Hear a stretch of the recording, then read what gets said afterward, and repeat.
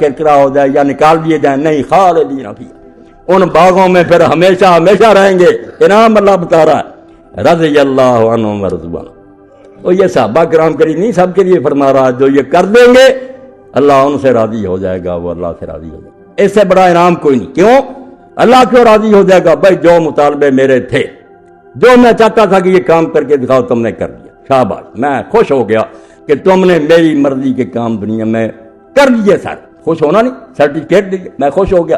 تو یہ کیوں خوش ہو جائیں گے پھر؟ اللہ تو خوش ہو گیا کہ کام سارے کر دیے اس کی مرضی کے۔ اب بندے کیوں خوش ہوں گے؟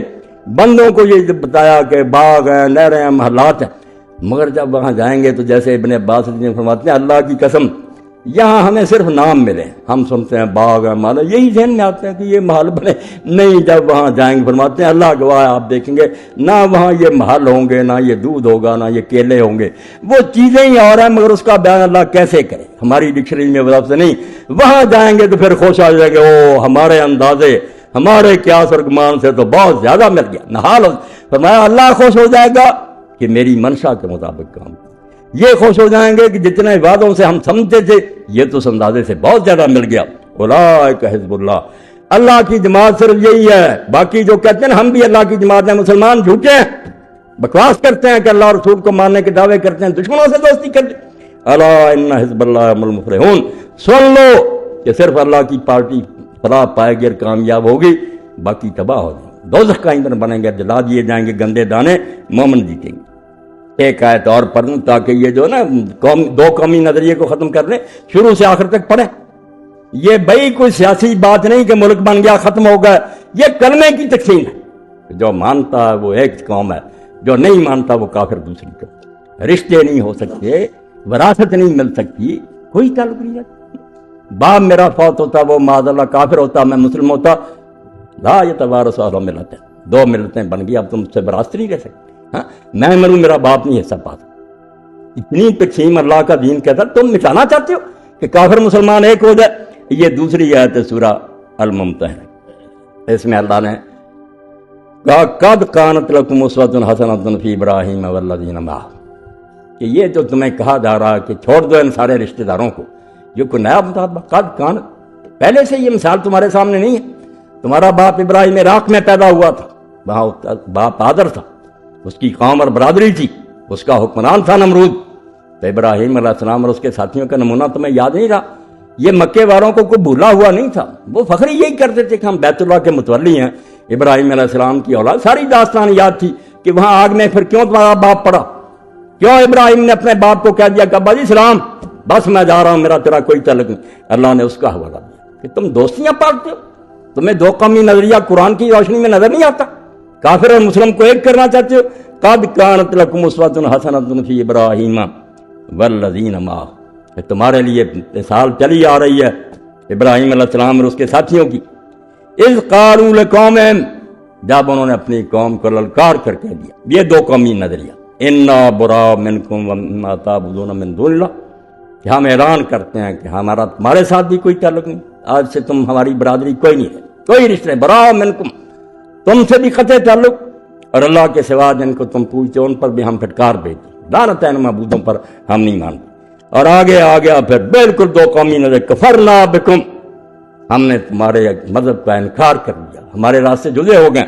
وبدا بیننا وبینکم العداوۃ والبغضاء ابدا، اور جھپیاں ڈالو کافروں کے ساتھ۔ ابراہیم علیہ السلام اور ان کے ساتھیوں نے کیا کہا کہ ہمارے اور تمہارے درمیان دشمنی اور بغض کا آغاز ہو گیا، اب کلمے کے بعد دشمنی پیدا ہوگی کہ ہم تمہارے دشمن ہیں اور ہمارے دلوں میں تمہارے خلاف بغضاء ہے۔ دونوں میں فرق کیا؟ بغض دل سے تعلق رکھتا ہے، حب کے خلاف، کہ محبت نہیں دشمنی، اور عداوت دوستی کے خلاف کہ دوست ایک دوسرے سے اچھا سلوک کرتے، فرمایا نہیں، ہم سے نہ توقع رکھنا، ہم تمہارے ساتھ کوئی نیکی نہیں کرتے، اور صرف ذمہ جو ہیں ہماری ریت بن جائیں، ہمارے متحد ہوں، وہ بھوکا مرتا تو ہم اس کی خدمت کر سکتے ہیں، وہ ہماری سپرداری میں، ورنہ حربی کافر جن سے ہماری جنگ مر رہا، جیسے ہم خنزیر کو مرنے دیتے مرنے دیں، اس کی کوئی مدد نہیں۔ اللہ فرماتا دشمن میرے، تم انسان سمجھتے ہیں کتوں کو، یہ اللہ کو نہیں مانتے اور تم اس کو پیار کرتے ہو۔ تو ابراہیم علیہ السلام اور اس کے ساتھیوں نے کہا بدا بیننا و بینکم العداوۃ والبغضاء ابدا، ہمیشہ ہمیشہ کے لیے ہمارے اور تمہارے درمیان دشمنی اور بغض کا آغاز ہو گیا، ابد کبھی جب تک یہ کلمہ مرتے دم تک صلح نہیں ہو سکتی. حتی تؤمنوا باللہ صلح کی صرف ایک شکل ہے تم ایک اللہ پر ایمان لے. کلمہ پڑھ جاؤ گے تو ٹھیک ہے, ورنہ ہماری تمہاری دشمنی بغض اور عداوت کبھی ساتھ نہیں ہوگی. الا قول ابراہیم علیہ ابیہ لاستغفرن لک وما املک لک من اللہ من شیء. اللہ پاک نے فرمایا ابراہیم علیہ السلام نے جو کچھ کیا سب ٹھیک. توحید کا مطالبہ یہی تھا کہ اللہ کو مانتا تو اللہ کے دشمنوں کے ساتھ کوئی دوست. اگر حکومت کا وفادار ہے, حکومت کے باغیوں سے پیار نہیں ہو سکتا. یا اللہ کو اور اس کے رسول کو ماننا چھوڑ, یا ان کے دشمنوں میں جا کے مل گیا. ایک بات کہا ابراہیم علیہ السلام کی نہیں, اس کی پیروی نہیں کرنا. وہ سورہ توبہ میں اللہ نے بتایا کہ کی وہ بھی اس نے نیک نہیں کی, بری بات نہیں. اللہ نے تعریف کی ہے کہ ابراہیم چونکہ بہت نرم دل تھا, باپ کو چھوڑتے وقت اس کے دل پر بڑی چوٹ لگی کہ اس نے بچپن میں مجھے پالا تھا, پیارا باپ تھا. اور سورہ مریم میں جب پڑھتے ہیں نا, 4 آیتیں ہیں جن میں ابراہیم علیہ السلام نے جب سمجھایا بڑے ادب سے, بالکل جیسے منت کرتا رہا کہ یا بات ہے یا میرے ابا جی میرے ابا. گستاخی نہیں کی, مانا نہیں, کہنے لگا نکلتا میری آنکھوں کے سامنے. تو ابراہیم علیہ السلام جب نکلے, پھر دل پر پتھر رکھ کر باپ کو چھوڑا, تو پھر یہ کہہ دیا کہ ابا جی اچھا میں جا رہا ہوں, مگر میں تیرے لیے بخشش کی دعا کرتا رہوں. تو میرا باپ ہے, میں اللہ سے مانگتا رہوں گا کہ اللہ تجھے ہدایت دے دے, تو جنتی ہو جائے. تو اللہ پاک فرماتا کرتا رہا. مگر جب فلما تبین له اللہ وتب للہ, اللہ کی طرف سے وحی آ گئی کہ جب تک وہ زندہ تھا تیری امید ٹھیک تھی, تو آس رکھتا تھا کلمہ پڑھ جائے. وہ ابراہیم وہاں عراق میں کافر مر گیا, اب دعا نہ کرنا, وہ میرا دشمن رہا. تو اللہ فرماتا تبرأ منہ, حضرت ابراہیم علیہ السلام نے پھر دل پر پتھر رکھ لی, پھر اس کو یاد کرنا چھوڑ دیا, کوئی دعا نہیں کی. تو اللہ فرماتا ہے تم دوسروں کو روکتے ہو, دوستیاں کرتے ہو, جن کی پٹیالہ کی فوج نے لاکھوں مسلمان مارے, اسے مرنے سے کہ باپ نے سکھ ملٹری بھیج کر مسلمانوں کو ہلاک کرایا, پیٹ چاک کیے عورتوں کے, اب بھی کئی ہزار عورتیں وہیں ان کے گھروں میں, بچے جا نہیں بیچارے, تم دوستیاں کرتے ہو. تو فرمایا ابراہیم علیہ السلام نے جو کچھ کیا وہ نیک نیتی سے کیا, باپ تھا غمخاری سے اس نے کہہ دیا, مگر تم یہ کام نہ کرنا کہ مشرکوں کے لیے دعا کرو. وما املک لک من اللہ من شیء, یہ ہے بھائی اللہ کے سامنے بے بسی. ابراہیم علیہ السلام باپ کے لیے دعا بھی کرنے کا وعدہ کرتے ہیں, مگر صاف کہتے ہیں ہم لوگ خدا کی خدائی بانٹتے رہیں کہ ولیوں اور اولیوں کو نبیوں کو دے دیں. نہیں, خدائی خدا کے ہاتھ میں, وہی پیدا کرنے والا چلا رہا ہے. نبی پیارے ہیں, دعائیں ہیں, سفارشیں, مگر وہ سفارش ہی ہے نا, مالک کی مرضی ہے قبول کرے یا رد کرے.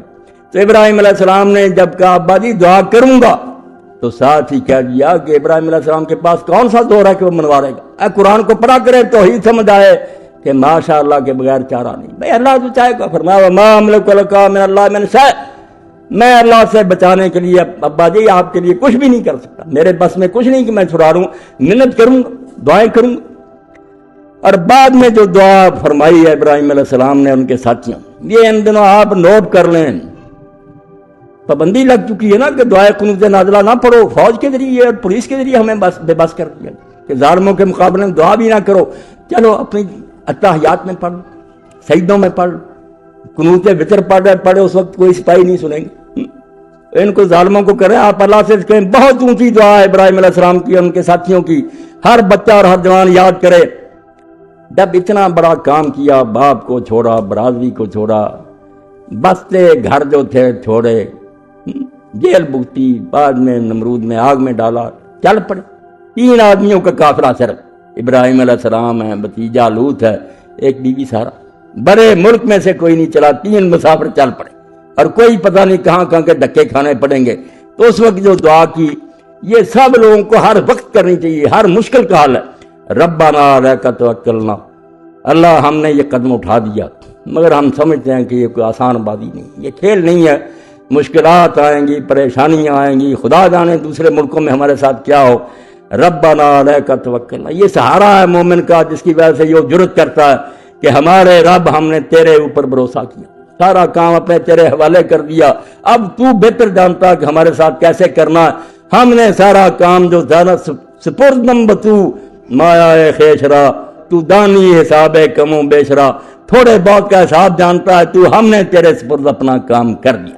یہ مومن کا ایمان ہے, کلمہ طیبہ ربنا علیک توکلنا. ہم جو بائی کاٹ کر کے چل پڑے اور ان سے دشمنی منہ لے لی, ہمارا بھروسہ تجھی پر ہے, تیرے سوا کوئی سہارا نہیں.